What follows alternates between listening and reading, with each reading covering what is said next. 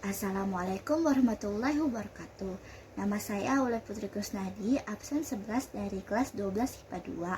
Jadi, dalam video kali ini saya akan melakukan praktikum mengenai korosi. Nah, kira-kira gimana ya praktikumnya?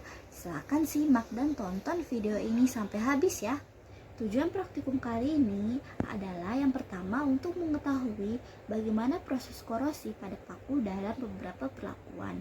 Dan yang kedua adalah untuk mengetahui faktor apa saja yang menyebabkan paku mengalami korosi. Sebelumnya, apa sih itu korosi? Jadi, korosi atau perkaratan merupakan proses perusakan logam oleh suatu reaksi kimia atau elektrokimia sebagai akibat dari interaksi logam dengan lingkungannya. Nah, perkaratan ini atau korosi biasanya sering kita temukan dalam kehidupan sehari-hari. Contohnya adalah perkaratan besi pada pagar atau perkaratan besi yang biasa kita lihat di lingkungan sekitar rumah kita. Alat dan bahan yang diperlukan, yang pertama ada 4 buah gelas plastik yang diisi dengan larutan. Yang pertama ada larutan air garam, yang kedua ada minyak, yang ketiga ada air, dan yang keempat ada sabun pencuci piring. Selanjutnya ada 4 buah paku besi, lalu ada label yang telah diberi nama, lalu ada 3 buah karet gelang, dan yang terakhir ada 3 buah penutup plastik. Langkah kerjanya yang pertama, siapkan semua alat dan bahan yang diperlukan dalam praktikum. Lalu ambil paku dan masukkan paku pada masing-masing larutan. Setelah itu ambil label yang telah diberi nama, lalu pasang label pada masing-masing gelas yang berisikan larutan yang sesuai dengan nama pada label.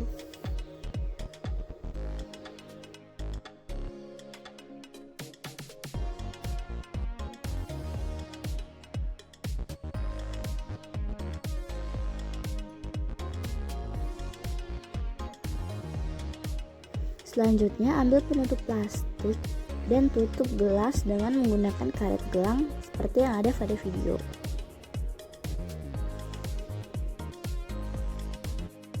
Gelas yang berisikan air tidak memerlukan penutup plastik, jadi biarkan gelas terbuka seperti yang ada pada video.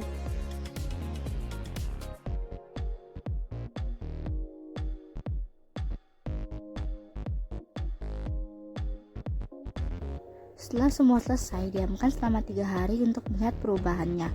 Amati, catat, dan foto hasil pengamatan yang diperoleh. Hari pertama. Pada hari pertama, untuk sabun pencuci piring, paku yang direndam dalam sabun pencuci piring masih sama seperti sebelumnya, belum berkarat. Lalu, larutan juga masih sama seperti sebelumnya, tetap jernih.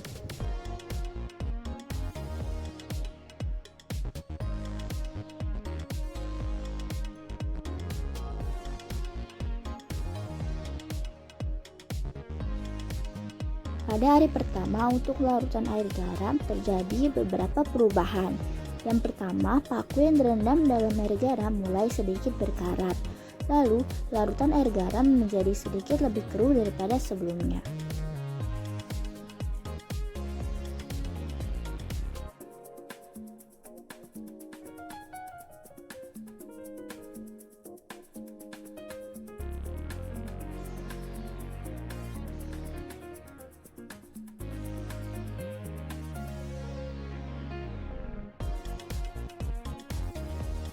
Pada hari pertama untuk air juga terjadi beberapa perubahan. Yang pertama, paku yang direndam dalam air mulai sedikit berkarat. Lalu, air menjadi lebih keruh, tidak sama seperti sebelumnya.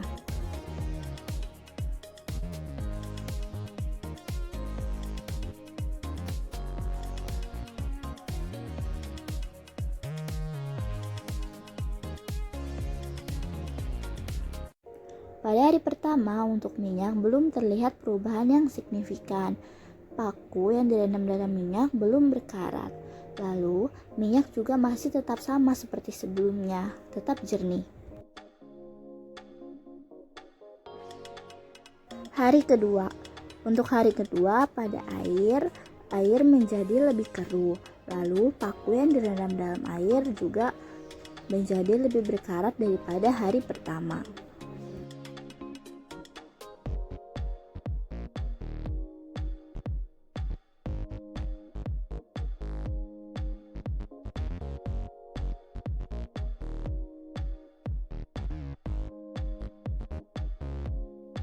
Pada hari kedua untuk air garam, paku yang direndam dalam air garam sedikit lebih berkarat daripada sebelumnya, lalu larutan menjadi lebih keruh daripada sebelumnya.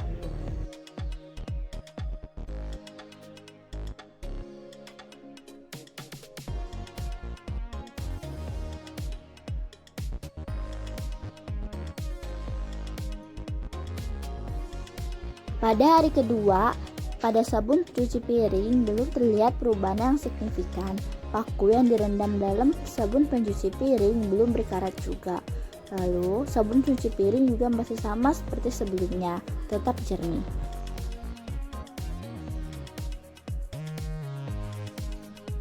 Terakhir, pada hari kedua untuk minyak, juga belum terdapat perubahan yang signifikan. Paku yang direndam dalam minyak belum juga berkarat. Lalu minyak juga masih sama seperti sebelumnya, tetap dalam kondisi yang jernih. Hari ketiga. Pada hari ketiga untuk air garam terdapat beberapa perubahan. Yang pertama, pakunya menjadi sedikit lebih berkarat daripada sebelumnya. Lalu air garam juga menjadi lebih keruh daripada sebelumnya.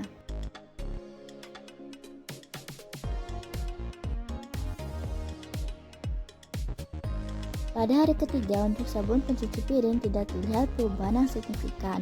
Paku tidak berkarat, lalu sabun pencuci piring juga masih tetap jernih. Pada hari ketiga untuk minyak tidak terlihat perubahan yang signifikan juga. Paku tidak berkarat, lalu minyak juga masih sama seperti sebelumnya, tetap jernih.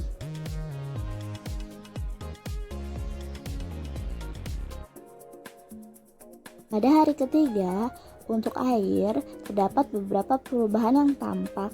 Yang pertama, paku yang direndam dalam air lebih banyak berkarat. Lalu, air juga menjadi sangat keruh daripada sebelumnya. Setelah paku didiamkan selama 3 hari, lalu paku dikeluarkan dari masing-masing larutan dan didapatkan hasil sebagai berikut. Bisa dilihat dari keempat paku yang mengalami perkaratan paling banyak adalah paku yang dimasukkan ke dalam gelas berisikan air tanpa penutup plastik. Kenapa? Hal ini terjadi karena paku yang dimasukkan ke dalam gelas tersebut terpapar langsung oleh air dan oksigen, yang dimana air dan oksigen merupakan faktor utama yang dapat menyebabkan korosi logam besi, sehingga paku tersebut akan paling banyak mengalami perkaratan. Bisa dilihat juga bahwa paku yang dimasukkan ke dalam gelas berisikan air garam dengan penutup plastik juga mengalami korosi atau perkaratan, walaupun tidak sebanyak paku yang direndam dalam air. Nah, korosi ini disebabkan karena larutan garam merupakan suatu elektrolit, yang dimana elektrolit merupakan salah satu faktor yang dapat mempercepat terjadinya korosi, sehingga walaupun paku ini tidak terpapar langsung dengan oksigen, namun karena adanya elektrolit ini membantu terjadinya korosi pada paku. Selanjutnya, paku yang direndam dalam gelas yang berisikan minyak dengan penutup plastik bisa dilihat tidak mengalami perkaratan. Kenapa? Nah, hal ini terjadi karena minyak adalah salah satu faktor yang dapat menghambat korosi, karena sifat minyak yang akan mengisolasi air dari paku sehingga paku yang direndam minyak tidak mengalami korosi. Dan terakhir, untuk paku yang dimasukkan ke dalam gelas berisikan sabun pencuci piring dengan penutup plastik bisa dilihat tidak mengalami perkaratan atau korosi. Kenapa? Hal tersebut disebabkan karena sabun pencuci piring merupakan larutan yang bersifat basah dan bukan termasuk elektrolit. Elektrolit itu contohnya asam atau garam. Nah, karena paku direndam dalam larutan yang bersifat basah sehingga paku tidak mengalami korosi. Dari praktikum yang telah dilakukan dapat disimpulkan bahwa korosi atau perkaratan merupakan proses perusakan logam oleh suatu reaksi kimia atau elektrokimia sebagai akibat dari interaksi logam dengan lingkungannya. Korosi ini disebabkan karena terjadinya reaksi kimia yaitu reaksi redoks antara logam dengan air dan oksigen, yang dimana logam akan teroksidasi oleh oksigen menyebabkan terjadinya kerusakan pada logam. Nah, terdapat beberapa faktor yang mempengaruhi korosi. Salah satu faktornya adalah adanya elektrolit. Elektrolit ini berupa garam atau asam mempengaruhi korosi dengan membantu mempercepat terjadinya proses korosi pada logam. Perkaratan pada logam menyebabkan kerugian, oleh karena itu terdapat beberapa cara untuk menghambat korosi pada logam. Salah satunya adalah dengan mengoleskan minyak pada logam. Minyak dapat menghambat proses korosi pada logam karena minyak akan mengisolasi logam dari air, mencegah terjadinya reaksi kimia sehingga perkaratan tidak akan terjadi. Sekian praktikum kali ini, kurang lebihnya mohon maaf dan terima kasih.